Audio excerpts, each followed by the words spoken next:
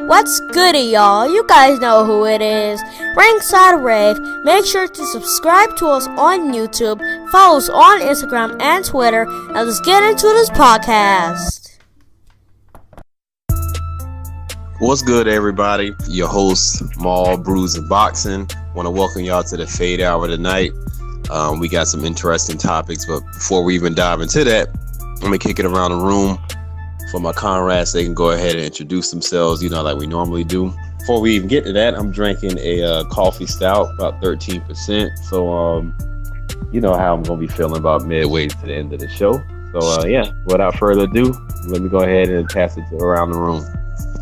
What up, world? It's your boy, Newzz, representing Ringside Rave all day. Y'all know what it is with me, man. Hey, so today I got some, I don't even know. I actually picked this up last night. It looked like an OG Kush to mix this the way that it shapes up, but I'm feeling good. So let's get to it. What up, y'all? It's your boy Smoke at Free Smoke Boxing. I got some animal cookies for tonight, so let's get to it. Yeah. What's good, y'all? It's Pat Scope, the New England representative. And I'm chilling right now, with my glass of Merlot, as always, man, because the wine today keeps the doctor away, you dig? All right, let's get to it. Yeah, man, tonight we're going to, the main event topic, we're going to cover Tank's fight against Hugo Ruiz. It's supposed to have been Abner Mares, but he had to pull out for an eye injury. We'll also be covering Jose Ramirez and Jose Zepeda, and also covering the state of 140. But let's start with the undercard kind of topic, the undercard fight. We got Erickson Lubin. He's returning against Ishe Smith. And I just wanted to kick it around the room and see how y'all feel about this fight. How y'all feel about this fight? Ishe? Yeah. Ishe Smith. Whatever. But yeah, I just want to see how y'all feel this fight can go. Is this something Lubin could possibly lose? Or do y'all expect him to go ahead and run through him and continue his rebuild up to a championship fight? Man, I'm going to be honest with you. The last time we saw Ishe fight, at least the last time that I can remember, he gave J-Rock some hell. So I could see him putting a little bit of work into Lubin at the beginning, and then Lubin taking over and knocking him out 8 rounds, something. In my case, like I said, Ishe, he's tough though. He's 40 years old. He's been in the ring with a lot of top guys. He's not an easy man to stop. The closest he's come to being stopped is of course from Veins. He's the closest to actually stop him. But Lubin, I think, has made it a goal to actually try to knock Ishe out to be the first one. Now, I do think that Lubin will beat Ishe. That's not. I think it'll be a decision of some sort, but I don't think. But knocking him out, of course, will probably put a statement in there, and I don't think he can do it. I think Ishe is just a little bit too crafty for that. Hey, Pat, let me ask you. The Ishe Smith that fought Tony Harrison, would that be enough to possibly beat Lubin? Quite possible. Tony Harrison in that fight had his little stamina problems and this whatnot. So, I would think the one that gave J-Rock hell could probably give Lubin hell. Because, as far as we know, Lubin, Ishe is not is not like a powerful puncher. He doesn't really turn over on his punches. He kind of slaps a little bit. But we don't know what type of chin that Lubin is going to have post Charlo knockout. So now, if that happens, then Lubin probably needs to go back to the drawing board. If I see Ishe Smith knock this nigga out, He knock him out. I don't know. Lubin will be in trouble if Ishe knocks this motherfucker out. Man, Lubin will be in trouble. Lubin will be in trouble if this fight is even like mildly decision territory. Because the simple fact, shout out to Ishe Smith. He showed love to Ringside Rave on IG, but more importantly, shout out to Ishe Smith, because Ishe Smith is a champion, former world champion. Erickson Lubin ain't beat Ishe Smith yet.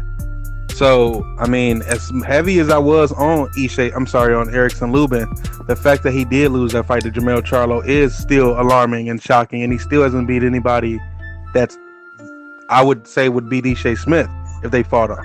So this fight actually is going to be a fight that's going to show more about Lubin, and if Erickson Lubin is who I thought he was, prior to the Jermell Charlo fork in the road, then he should be able to soundly defeat Ishe Smith. I'm not going to say by knockout because nobody knocks out Ishe Smith.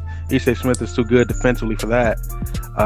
But if he's to be who they said he was, who I thought he was, and who he's believed to have to be, I was actually running around calling him the Phenom, Erickson Lubin. He was out there dominating everything. I watched him the first fight I remember when I was watching him on Friday Night Fights, and they were talking about how he skipped prom to fight. I remember watching that fight on ESPN, and it's like, you at this point in your career, it's real early, but a fight against somebody like an Ishe Smith is definitely a dangerous fight for somebody, because Ishe Smith, in basketball, how they say, the veterans know the dirty tactics and the dirty tricks and stuff like that. That's Ishe Smith at this point of his career. He can definitely spoil Erickson Lubin. So I'm picking Lubin to win. I'm expecting Lubin to win. It should be competitive, but not that competitive if Erickson Lubin is, like I said, who he's supposed to be. It should be an Erickson Lubin clear victory over a fading veteran. Is what I'm expecting to see. But anything close, like I said, if it's looking competitive, if it's looking like Ishe Smith might have won this fight, that's extreme red flags on Erickson Lubin. Because Ishe Smith is way past his best, and way past his best, Ishe Smith shouldn't be able to compete with somebody who was looked at as a young blue chip prospect just like a year and a half ago. Yeah, I mean, real quick, I saw Erickson Lubin fight, I think it was on the Andre Fonfara Joe Smith Jr. undercard in 2016, and Newzz actually had put me on to Lubin, and he looked really good up until he fought, obviously, Charlo. So I think it was that he got rushed into the Charlo match too quick. I think he'll be well prepared against Ishe Smith, and he'll have a fine showing, but hopefully that puts him on the road to, getting back into the swing of things. Yeah, he won the Charlo fight with only like 70 total rounds in his career, man. Yeah. But the thing is, he won the fight before. He won a title limiter, so that's why he got that title from Charlo. Right. That's true. I mean, he lasted like 70 total seconds, so it kind of scored up. Yeah, but he earned it. I like his confidence. He was just a little overconfident. That youthful confidence that he had, and just the way that he had came up and everything. It just seemed like he would win the fight, and I bought right into it. Yeah, it's just like reality struck. Like, no, it's just a little too fast. Like, you skipped the level. You got to go back and just redo that level. Yeah, you just got to go back and redo that one. Like, Ishe Smith is really a fight that he should have had before Jermell Charlo. Yep. If you think about it, something like that before getting to Jermell Charlo. You don't just go from I don't even know who he fought before fighting Jermell Charlo, but you don't go from anybody. Coda, dude, yeah. Right. You don't go from that to a Jermell Charlo. So, and we see what happened. It was exactly like Jermell Charlo, but not to harp on that, because like I said, that was back then. Lubin was like 18, 19 at that time. Came too. Kevin Cunningham in the training camp now, sparring with high quality opponents. Like, you older, wiser. You can put that behind you, and like I said, yeah, you should be humbled, and we'll see what happens. I'm excited to see him return to the ring. Hopefully he can get back in his bag, and we can see Lubin doing something at 154 in the upcoming future. But yeah, man, shoot. Just moving right along, we're going to go ahead and transition to the co-main event of the Fade Hour tonight. Jose Ramirez, Jose Zepeda. Sorry if I'm pronouncing his name wrong. Probably is not going to matter much by the end of the night in my prediction. But definitely want to get y'all prediction and just overall thoughts on Jose Ramirez, since everybody's kind of pegging him as one of the rising up and comers. Well, I know. I mean, Jose Zepeda was, I believe, a replacement. Jose Zepeda is a live dog. I like this fight because Jose Zepeda is dangerous. I mean, his only loss was because he dislocated his shoulder in the second round. You can't really fight after that. But Zepeda is a live dog for Ramirez.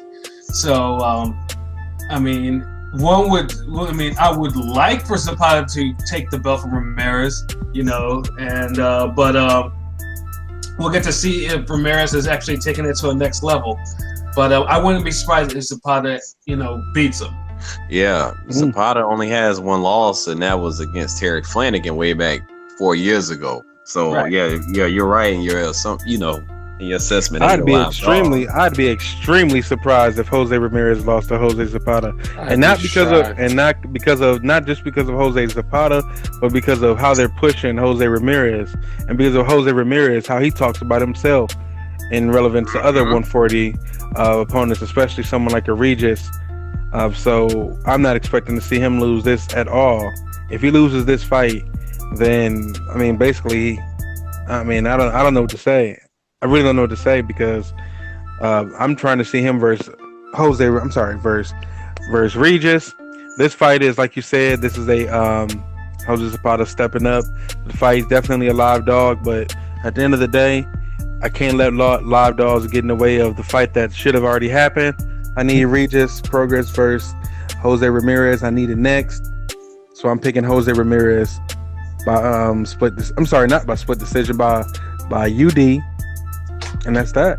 That's all I got for that fight. I mean, I don't even have like a negative or positive rating for Jose Zepeda, but I think that Jose Ramirez should take care of him fairly easily. The thought of him losing to Zepeda, I mean, like Newzz said, it just doesn't even correlate in your mind.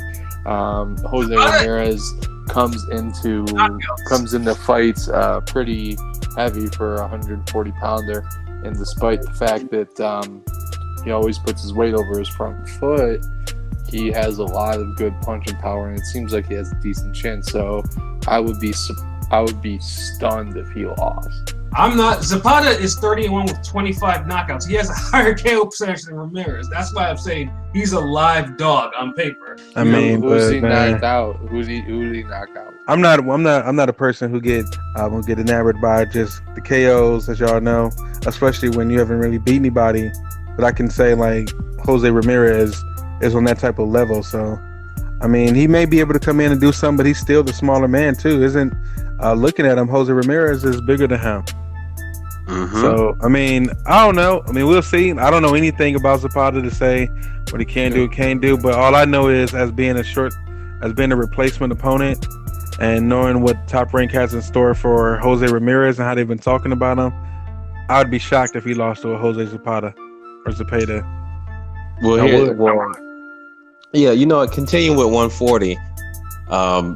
Shot, wins, or loss, this, that, and the third. What the hell is going on with the WBS? What the hell is going on with the Point blank, man? It's money or something like that. I think. I mean, the reason why they have Baranchyk trying to pull out because basically he's asking for because he got paid from his title win and the bonus win. And then he's basically asking in order for him to fight to put the money in escrow, so which means the money will be waiting for him, and they didn't want to do that. So they're getting that Fry Festival treatment. Yeah. So basically the tournament. So and then of course the Sutherland brothers, they have that ironclad. It's like if you do that, we're gonna sue you. We're gonna sue you stupid.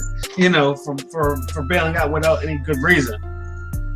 So, and that's part of the reason why they announced that fight like ASAP, because we were just right. I was waiting for that second batch of fights for it to be announced. But it's disheartening to see because, as most people know, I'm a fan of those tournaments, especially the 140. When the 140 tournament, I thought, like I said, we'll get 2 or 3 depending, how the Ramirez belt situation goes about, unified. And in the 140, and then the 140 fights are coming up, with Taylor and Baranchyk, and then Prograis and Relic, those are good fights, and it'd be a shame for those to not happen because the tournament, starts to fall apart. So, yeah, I mean, they really need to.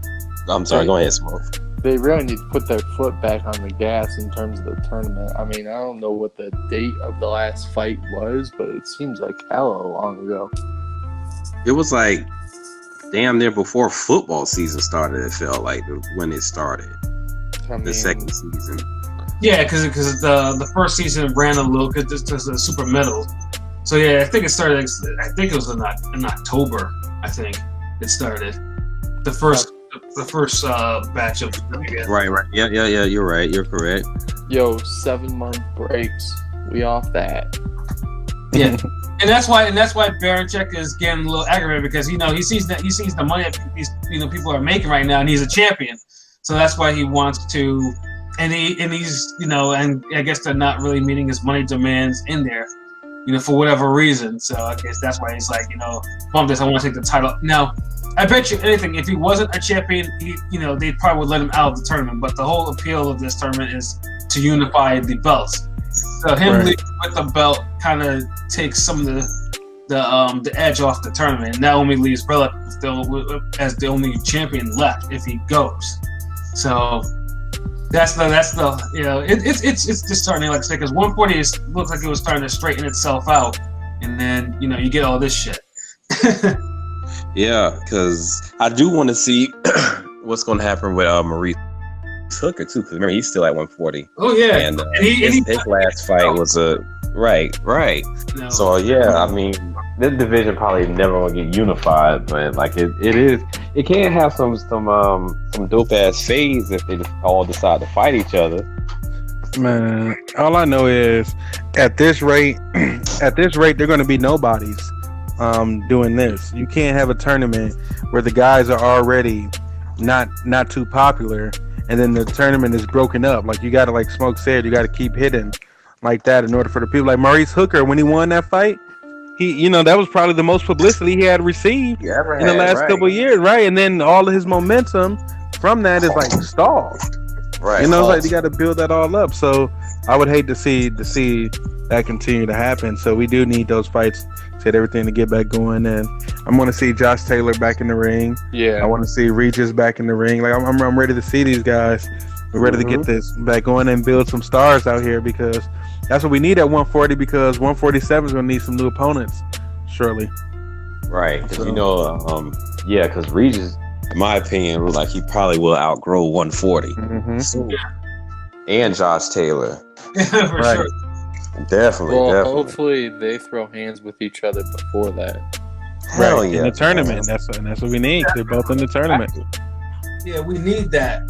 So, man, I'm just hoping that whatever's going on with the WBSS, the zone throws them a couple million or whatever, so get these motherfuckers paid so they can get in the ring and fight and finish up this damn tournament. Because I want to see fades. I want to see a unified champion of some sort in this goddamn tournament. But shit, yeah. Speaking of fades, transition into the main event. We all, I just want to know, do we all expect to see one this Saturday with Tank? Hell yeah! This motherfucker, yeah. Tank is facing another fucking featherweight. Like, it's bad enough that originally he's facing a fading featherweight with eye problems. But now it's like PBC could not fight him a 130 fight. I mean, they couldn't get Fortuna to drop his struggle fight that he's fighting and, get him at least in the ring. I mean, at least he's a legit 130 pounder or something like that. But no, you gotta go after the guy who just fought not even barely like a month ago or so on the Pacquiao Broner card. I expect Tank to take him apart, brutally. If he doesn't, shame on Tank. Yeah, I mean, hey, remember Tank earlier I think it was the other day or something, somebody was talking about Tank pulling people up, and he threw kind of a shot at Loma about the same thing. Mm-hmm. So you thought he was justified? Well, not justified, but how you feel about that too, man? I mean, because he's right in a sense, but hey. I mean, so we went through the whole free Tank movement, and what we got out of it was the Abner Mares fight that turned into a Hugo Ruiz or Ramirez or whatever fight, Ruiz or whatever. Hopefully, after he knocks this dude out, they'll let him try and unify at 130.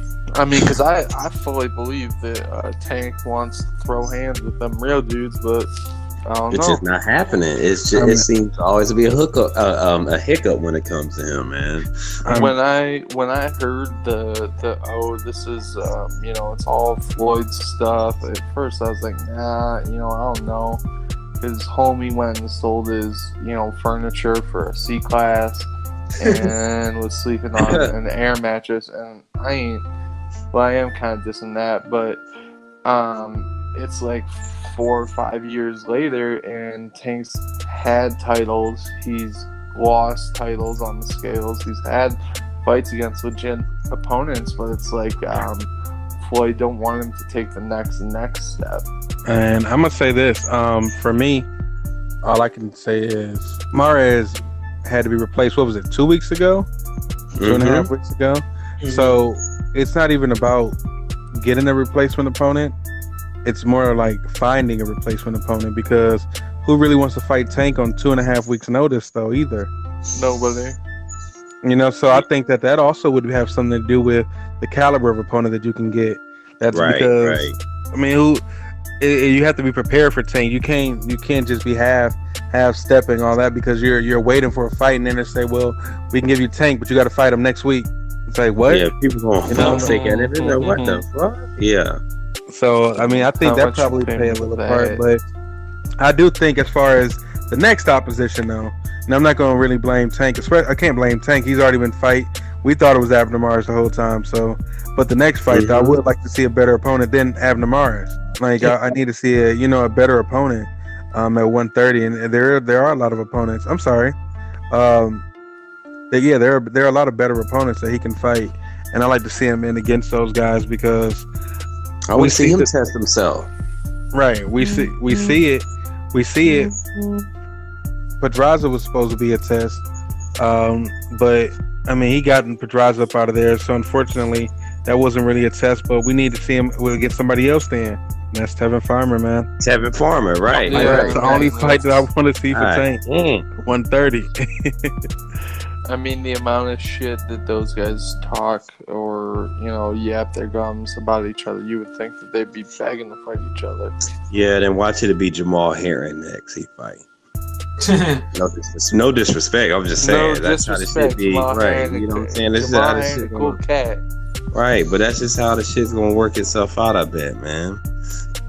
The thing is, the 130s had a history, like, it's probably the one division that has a history of not unifying. Like, even fucking welterweight has like unifications every once in a while. 130 has only had like one unification in the last 20 years. Right. Yeah, it's ridiculous. Like they have probably the bloodiest fights I've seen in the last 20 years, but no one unifies in that division. Because it's like a stepping stone division if you think about it. I mean, because it's right in between two legendary weight classes, featherweight and lightweight. Right. You know what I mean? So, and it's only 4 pounds from featherweight. So it's like you just had one big meal. Damn, I'm a junior lightweight this fight. Yeah, and you get back down to featherweight. Yeah, and usually, like I said, people used to leave 130 because, like I said, because 130, because fades happen in there, and and they don't like, oh man, I can't be out there again, getting faded up in there. Man, I gotta go where the money is. Right. And they usually they escape 130 ASAP. You know what I'm saying? Yep. They go 135 or 140 even. But 130 right now, I mean, has talent. Like the champions there, they have Farmer, they have Rochelle, they have Ito, they have, of course, Davis himself. They have Roman, they have Vargas, they have a whole bunch of Young people. Garcia, right? I mean, they have a whole bunch of shit. They have a whole bunch of fighters in there, man. Like Tank should be in the mix with this, but starting with Farmer too, because them niggas are talking shit, and I want to see that shit settled in the goddamn ring. They've been talking too much cash shit not to fight, man. Exactly. I mean, they've been talking cash shit to each other for a hot. Right, and in person at that. I mean, so here's the thing. I mean, just kind of a little branch off of that. If you're a fighter, and I don't know this because I'm not a professional boxer or anything like that, but how much could you deal with someone talking cash shit to you in your face? Like, yo, when we get it on, I'm gonna beat the shit out of you. Because for me as a person, just knowing how to box and all that, I'd say about 3 to 4 minutes is about how long it would take. And then definitely with your crew around, because your crew gonna be gassing on. You know what I'm saying? Everybody gonna be gassing it up. So But unfortunately, the boxing politics rears its head because they're on 2 different platforms. They Tank with PBC and Farmer with DAZN. You know, and it's just like now. I think that's pretty much thing. Like when you start talking about, oh yeah, fight me on the zone, no, fight me on PVC, and that's when that's when you start getting into you say Joel thing type of nonsense, and it's like, you know, then it's just like wash, rinse, repeat, and that's stupid. So it's like the niggas need to make up their minds. Like, okay, we're gonna fight on this network, man. And we're gonna get this, you know, it's gonna be split up like this, and we're gonna fight. When the winner will get the lion's share, some shit like that. That's what needs to happen. Yeah, but it will never happen. Never happen because never happen because these guys. I mean, they hungry. I mean, it sounds simple. It sounds very simple, right. But it's exactly what it is. A lot of these guys are hungry until they start to eat. and pretty much that's the point, bro. Like, you know what I mean? Like, and what I mean by that is I don't see the same eagerness, the same hunger from Tevin Farmer to get in the ring from Tank like he was before he got that belt. You put you put a few mil in somebody's hand, bro. Now I'm eating a little bit. Now I don't need that. I don't need that plate as much as I did when I was starving. Now I'm eating. I'm with Uncle Eddie. I'm getting my, you know, I'm eating now. I'm looking good. I'm driving better. I'm doing more in life. You know, I don't need to fight Tank. I want to fight Tank. I don't need to fight Tank no more. If we don't fight, one of them shit. I got. I mean, you know, they be like, Farmer went like sleeping in today. You know what I'm saying? That's how it is. I mean, Tevin Farmer got shot in the hand, and now he's got security. Yeah. Right. I mean, hey, that's it. He basically started from the bottom. Now I'm here, and I can basically see somebody that we seen in the limelight go through the grind of I want to fight. Nobody give him that shot. Now he's up. I don't think he's willing to risk that. I don't think that Tevin Farmer is willing to risk losing the Tevin Tank just yet, because you lose that fight, that belt goes, and everything else goes. You got to start back from the bottom. Those what's it called? I can't see that fight happening right now. Those 8 Uncle Eddie, 6-figure paydays a year go away. Right, you're right. They go away. He's eating right now. So, like I said, it's not saying that he's ducking Tank, because I seriously doubt that Tevin Farmer. Right. Because I seen Tevin Farmer when you ain't got nothing. That's when your real come out. Tevin Farmer wants Tank. It's just now he no longer needs Tank. Like I said, it's simple, but it's plain. This time last year, no longer as hungry. Thank you. This time last year was like, yeah, he needed him, but now it's like fuck it. I ain't got to chase you. If it happened, he got one of them. If it happened, it happened. If it happened, it happened. I'm still eating now anyway, so it don't matter. I'm good now. I needed you last year. I needed that payday, and I wanted that title. Now, I still want that title, but I don't need the payday as much. I'm still, I'm getting good meals. You may cook good meals for me, but look, I'm still eating good over here. I'm still eating good. Everybody look at Tank funny, because everybody was like, well, last year, when Floyd was like wanting to make the Loma fight, you was on your feelings. And then now Tank wants you ain't getting in with Tank. So it's like they fight people. So what the hell you doing? Look who you fighting. So it's just like at some point, like you said, it all go. What I'm trying to get to is what all goes back to what Newzz saying, that Tank got to get in there with somebody. He got to get somebody. I know that this wasn't his doing with Mares, with the eye situation. That wasn't his doing. Can't fault that. But even then, yeah, no, the eye thing was divine intervention on both ends. For Mares, it pretty much it'll preserve himself, so not have his career ended in that fashion. Yep, because that's what was gonna happen. I didn't want to say it, but I was gonna say it on this episode. What was gonna happen? What would have been your prediction had this fight went through? Mares would have gotten pummeled, basically. Brutal knockout. Yeah. Tank by school bathroom beating on Abner Mares, because that's what Abner Mares talked himself into from Tank. He talked real crazy to Tank leading up to the fight. Right. And Tank was ready. As you've seen, he was already in shape, all that stuff. Yeah. And then this happened, so it's like you said, that intervention, because Tank was not coming out there to play with Abner Mares at all. About to give him the fucking beats out there. That beating that you get in the when you meet that, you see that dude. I was talking all that trash. Now we in the school bathroom. Ain't nobody in here now. That's what Mares was about to get. And they're looking at the door like help, Right, and hey, if Maris disagree with me, I mean, he's allowed to, but you was gonna have to get in that ring with Tank, but yeah, exactly. I mean, it was good that fight didn't happen because, like I said, I didn't want to see because it was just a mismatch from the time it was announced. I didn't want to see it, and it was it was like the boxing gods heard my prayers and divine intervention rained down and righted that wrong. So I was all for that, and obviously I hope Maris, does get his eye does heal, and probably shouldn't even fight anymore because he has the tetraeters in both eyes. That's a no. You should really fuck with that. But Mexicans gonna do what Mexicans gonna do. You know what I'm saying? Right. Fight to the end. I mean, nah, he needs to hang it up, detach right now, and you trying to get punched in the face. No. All I see is Peace just crept in the side door. Yeah, way too late. I know. I'm Damn, he was there.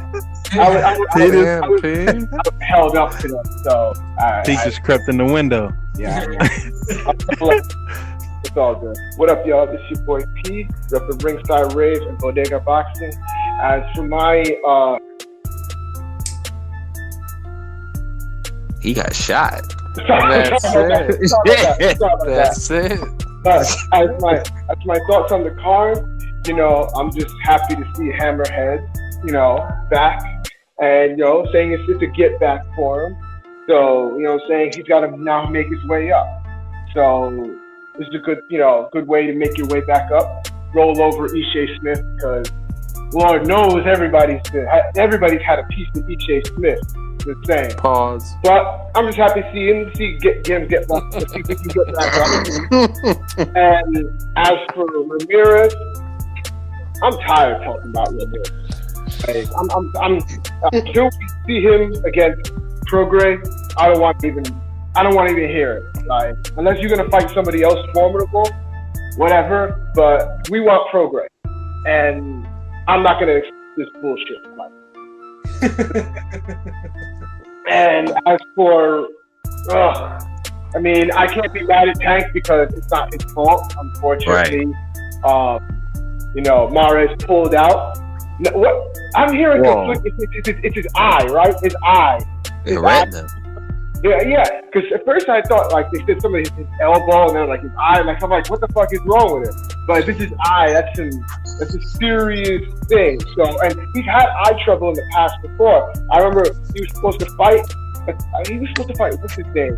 And the fight and didn't get called off because of his eye. So like he's had multiple issues with it. So I hope Abdul is okay. But what I'm saying. Best of luck to him in his recovery. But unfortunately, now we gotta fucking see this fight. Hopefully it's over. Let me ask you the question, because I posed the question to everybody else. Had the fight with Mares went ahead, how would you have predicted it? Oh, Mares would have gotten knocked out. No doubt about it. He would have been Gonzalez all over again. Probably as quick as Gonzalez got him out of there, I could have seen Tank got him out. Yeah, exactly. No disrespect to Mares, but I'm just saying Tank's on another level. You know what I'm saying? So it is what it is. I'm tired of seeing. Unfortunately, didn't this guy come up from what, like super bantamweight or something like that? Yeah. Like, why are we having to have see Tank fight these guys that they drag up from the lower division? Like, come on, let him fight somebody his size. Like, we was talking, you missed it, but we was talking. I don't know if you caught the tail end of it, but we was talking about once again him and Tevin Farmer. It was like why is that? Why hasn't that happened? Farmer has a fight already signed up for a fight, so I'm not gonna even say, oh, well, that should happen because they already had these fights signed up, and then just this last minute thing happened. So it is what it is. But we need to see that fight in the future. You know what I'm saying? But unfortunately, I could see this thing of, network issues. Who's going to fight where? With who? Eddie Hearn, Al Heyman. You know how that goes, unfortunately. Mm-hmm. Somebody's gonna have to sacrifice their guys to the other network. And right now, with these guys just building up, they're not going to want to do that. So yeah, PBC definitely not going to do that. Unfortunately, it's not feasible right now.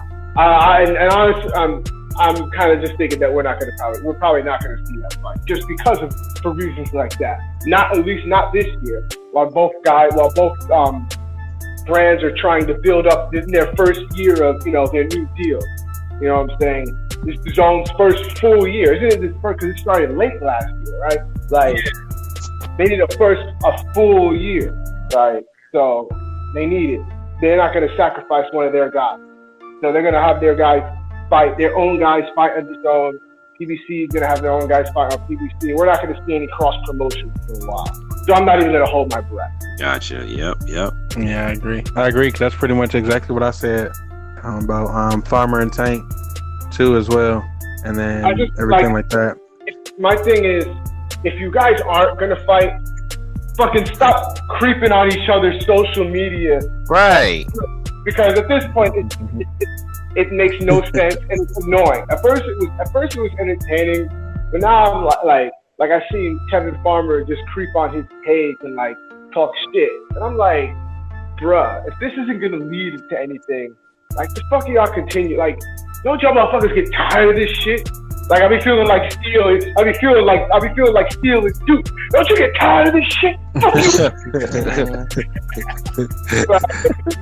Like, so it's just pointless, and it's not building up to anything. So that's the only thing. So it is what it is. And it is what it is, y'all. That is it for the Fade Hour. I'm gonna let my man Newzz do what he do normally, and that's close out the show. Yes, sir, man. Once again, it's your boy Newzz representing Ringside Rave all day. Y'all know what it is with me, man.